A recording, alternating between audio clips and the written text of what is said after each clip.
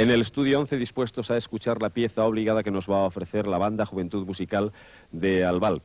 Con nosotros tenemos al alcalde Agustín Sacarés, acompañado por la musa de la banda, Ana Lourdes Vila, y hacen entrega al programa Gente Joven del Pergamino. Bueno, pues en nombre de toda la población de Albal y en nombre de la Banda de la Juventud Musical de Albal, le entregamos este pergamino a la televisión española, en especial al programa Gente Joven, por, en fin, un agradecimiento y porque se lo merece por el programa que está haciendo.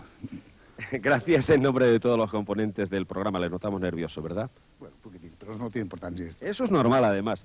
Vamos a hablar con el director de la banda, Pascual Peris. Son 60 plazas las que tenéis. Vemos además que son muchos los componentes jóvenes, unidos a la veteranía. Creemos que eso da un grado, ¿no? Pues sí, realmente es una banda muy joven que tendrá alrededor de una edad media de 17 años o 18.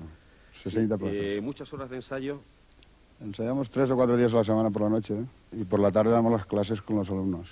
¿Enseñáis entonces a vuestros alumnos que van a ser componentes? Tenemos una escuela de educandos y damos las clases solfeo y instrumentos. Por la noche hacemos el ensayo. ¿Qué representa para vosotros dar un concierto?